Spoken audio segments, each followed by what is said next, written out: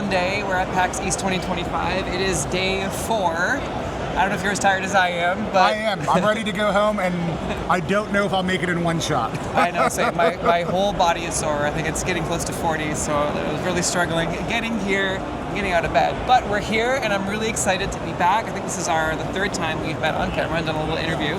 This is one of our favorite booths, and I do speak for a lot of folks in our community. We absolutely love all of these indie zines and the RPG Zine Club. So there's a few that we want to talk about. We can talk about Wandering Blades sort of at the end of this video, but we can start with some of the new products that you wanted to highlight and really get out there and make known to our community. Yeah, so some of these are ones we put out through Zine Club. Some of these are friends games also too that we're just really excited about. These have all been moving really well this weekend. Here at PAX, we're seeing a lot of excitement about them. We're going to start with Butt and Head. Yes, this was the one I saw you grab this. I didn't know anything about this. Sometimes you have little teaser stickers, which I really like, so I'm going in completely blind to this. So this is exactly what you would hope it would be. One of you plays the top of a centaur, and one of you plays the bottom of a centaur, and you go on adventures together. If you have a third player, they can kind of play the world. This is by a queer game design team that's also married down in Dallas, Dinoberry Jam. Super amazing team. Are you speaking our language? We got to put this out with them. It's a hack of a game called Gun and Slinger that they had put out, where you play as a wanderer and their sentient gun. But you there's this great shared narrative control. I got to play it with Nova and with Viditya Violetti, who just ran the world for us on that one. And so as soon as they were ready for a print of this one, I was like, I'm in. Buttonhead is my favorite hack that came out with that. All new art, absolutely gorgeous, like really just beautiful. Jam did just such a great job of that. It's known in the community for how beautiful their layout is, and it truly shows in this book. And a lot of Centaur memes or Centaur Chimera just memes because of Dungeon Meshi. Yeah. And of course. And so like it's been it's like you hit it, kind of hitting it at that perfect time. And we had it online. It's been doing pretty well, but we've been taking it to conventions lately, and it's one that people just gravitate to because as soon as they read like Butt and Head, they're interested. And then every time they pick it up, they're like, "Is this what I think it is?" And I'm like, "Yes, it's 100%. You're one of you playing the top, one of you playing the bottom. That's it's great. Awesome." And the other one you were talking about too, by the same devs and publishers, with the sentient gun.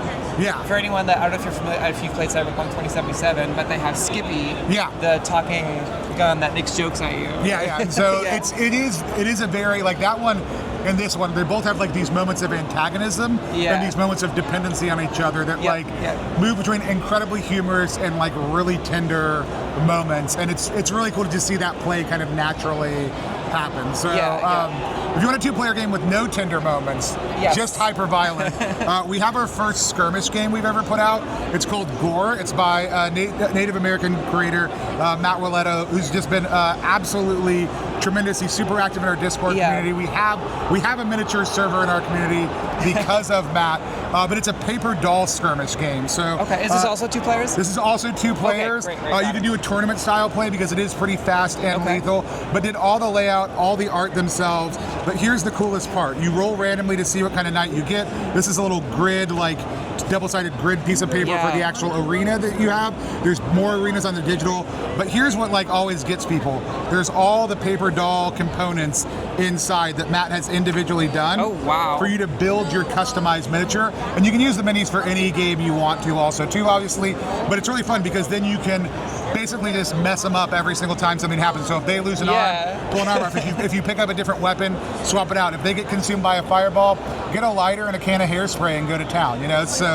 And could you get these, I know we talked about this before, like a PDF online? Yeah, so everything comes with a digital copy, and there's additional bigger arenas. Like you said, so you don't have to cut into You don't have to cut into your book. You can cut into your book, but you don't have to. And it also just creates a lot more flexibility with being able to kind of put more and different stuff out. That one also kind of has the same vibes that we've been seeing so much with like old school essentials and like the old gritty art style, which is also very popular. Yeah, I mean, people will pick it up and they'll look at the central spread with like the guy smashing someone with a mace and be like, is this a Morkborg hack? And we're like, no, totally distinct system. But yeah, it's got that hyper-violent vibe to it. Awesome. This one did stand out to me because it looks like a playbill. I'm a big theater nerd, so shifting away from that entirely, especially for the theater kids out there. Jukebox is one that we carry. We did all the distribution and fulfillment from their Kickstarter. but it's by Jar of Eyes Games, so it's not one of our titles, but it is a title we totally support. Our team helped out with. Jar of Eyes, you said? Yeah. Okay, awesome. Lila is the main creator. We helped out with some of the layout. We did some fidelity reads as a team, but this is a jukebox musical played in 3 acts. Yeah. Okay, so awesome, great. You are going to Theater Kids Unite. pick the setting you're going to play in. So whether it's far-flung future, whether that's modern, whether it's historical, you can take your ongoing game campaign and do a Once More with Feeling episode where all of a sudden it's a musical for whatever reason. And so it is absolutely tremendous, but you pick the world, you build the playlist together, and then you play through a 3-act structure and sing the songs as they come up in the playlist, weaving them into the narrative. We've done an actual play. We had Super Dylan come in and do an actual play over on our channel. So some of this is a little bit about songwriting, collaborative songwriting too?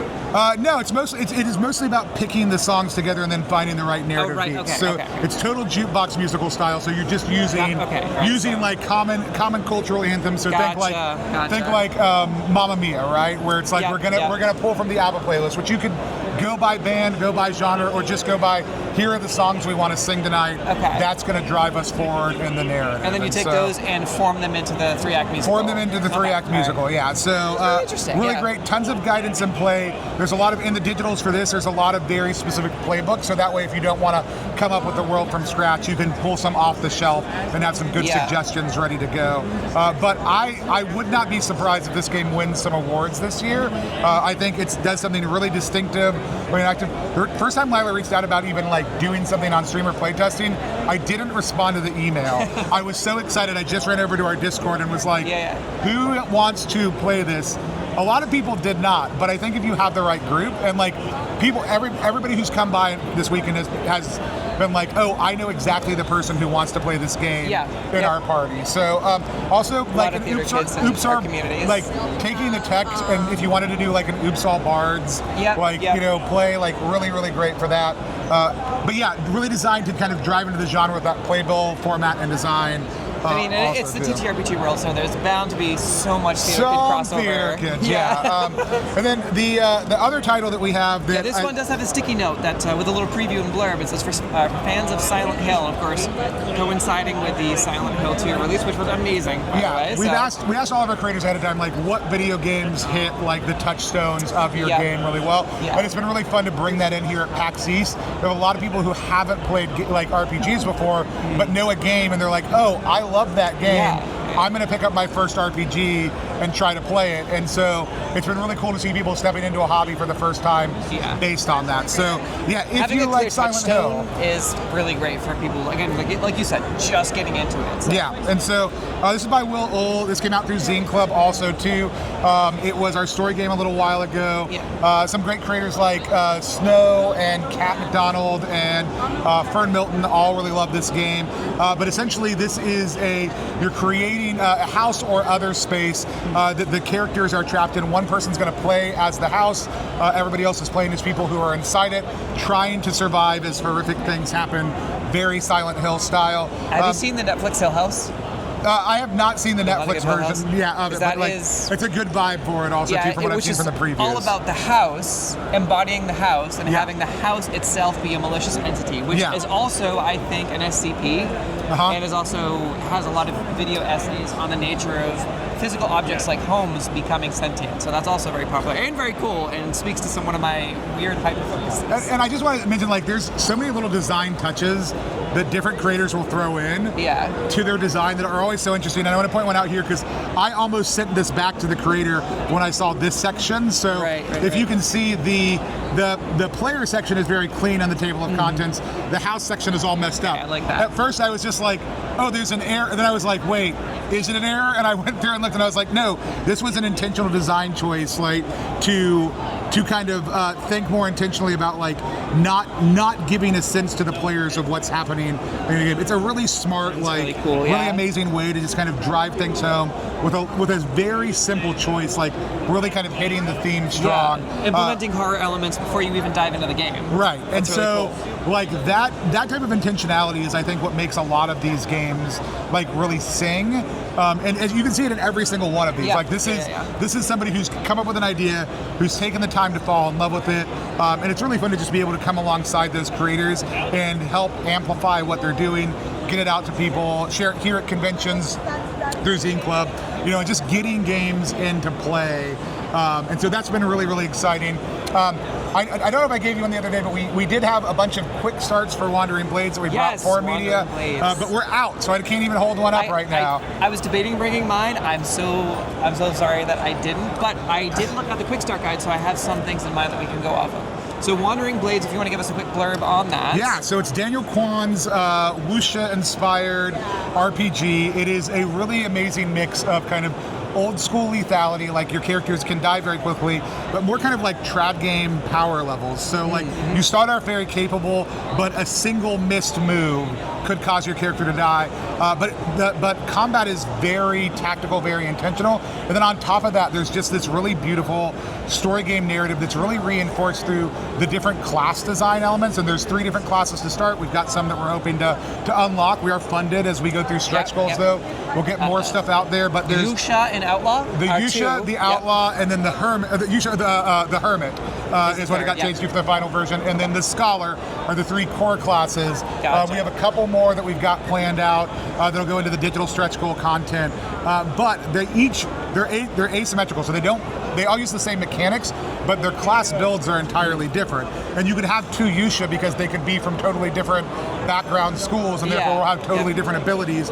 But in combat, there's this beautiful back and forth flow between the GM and the players as they will, you know, combo and defend and go back and forth, and they'll do a move that might kill me, except for then I'll jump up on their sword.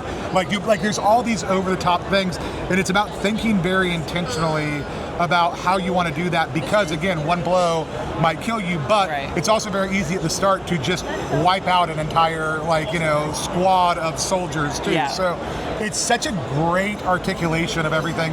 The other thing I'm really excited about, not only just the collaborators, like it's a overwhelmingly ethnically Chinese creative team, right? So they're from Canada, America, China, like all over the globe, but they all have a Chinese heritage. The art director is Filipino, but went back in to pull out design elements from different wuxia dynasties and kind of pull some of those into the book. But it's a very clean, like modern layout. It's really beautiful. The art that's coming out is gorgeous for it.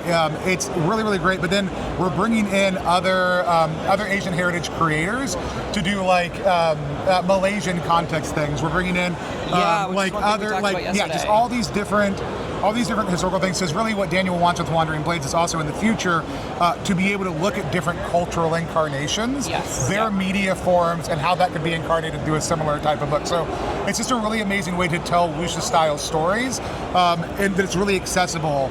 And then the other thing, like I love giving players good scaffolding, and a lot of people are like, what if I don't know how to tell a wuxia story? What if I'm not in the media? Right. Daniel's doing a ton of work bringing in, with his background as a cultural consultant. And and Daniel did some work with WotC, I believe, on Journeys Through the Radiant Citadel. Daniel's been on a number of books, done cultural consultant for WotC and other very large studios. Has won a number of Ennies for all of his work.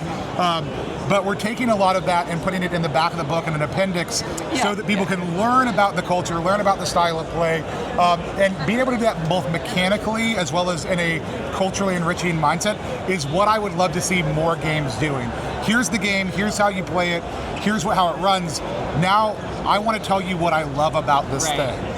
And I think one of the things that we talked about yesterday was that there are some settings out there that are for smaller TTRPG actual play channels, maybe a little bit more difficult to cast because it's a cultural setting that is very niche and we want to make sure we get it right. So it's a little bit harder to cast. But with Wandering Blades, one of the things you talked about, and you had said that Daniel had also talked to you about that, was that the story itself is really intended not just for a Chinese audience, table, or setting, but also incorporating all of AA and HPI individuals into that. So we have a lot of community members from who are indigenous Hawaiians, have heritage from the Philippines or Malaysia, and a lot of times it was struggling to find the right fit from these other very specific cultural stories. But this specifically is open to all of it wants to be that thing, and again, like I think there are games that create that cultural lens, and it can feel if you're Central approaching and it, Southeast Asia, yeah. as well as Indonesia. Yeah, but it's also like there's a lot of games that do a bad job of inviting people in. I think one of the ones that's done a really, really good job, Coyote and Crow,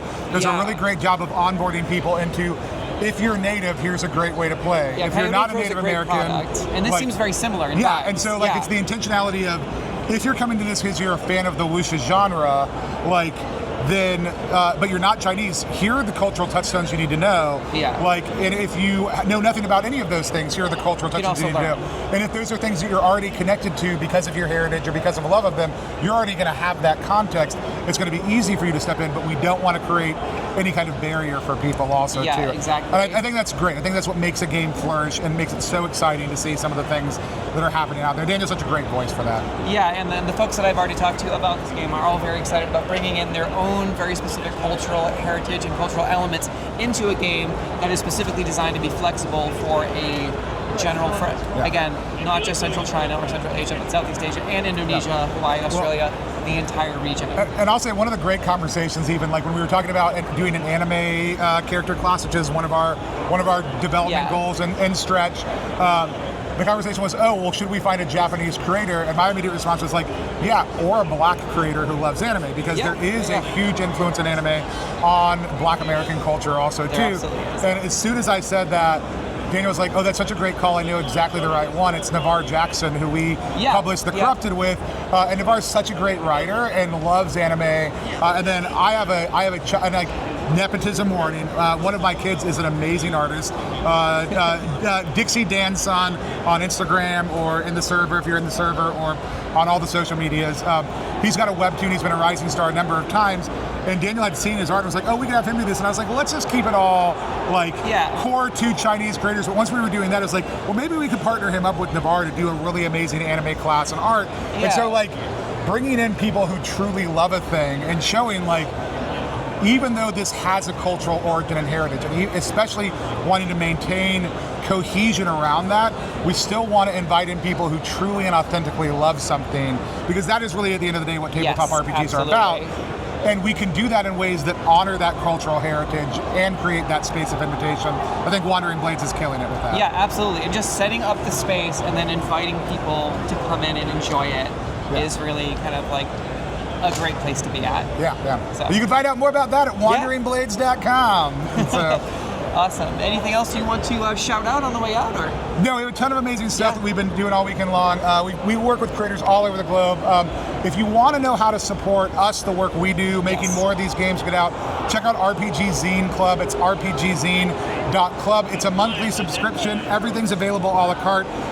And in the next couple of months, also, if you're like, I just want to support it, I don't necessarily need to get games every single month, we are going to be starting a lower cost one that's basically just like, hey, we just want to make things more accessible to creators, and you'll get the option to get things at the same rate as Zine Club people when you want to buy them. Yes, but it's a lot of our community there's a lot of creators. And so the goal is really just to create better sustainability and a better pathway to publication and play for small creators. So if you like queer creators, if you like Global South creators, if you're like, I don't know if I like those creators, you probably do.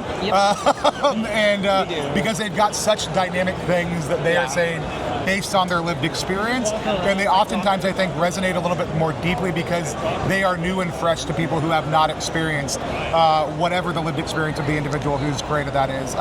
It's another just great thing about RPGs is the ability to voice something that we may never have articulated to ourselves, or that may come outside of our lived experience. But through RPG Zine Club, we're able to bring a lot of those voices to the forefront, a lot of those messages to the forefront. So that's the thing we'd love to have people go check out. All right, awesome, absolutely.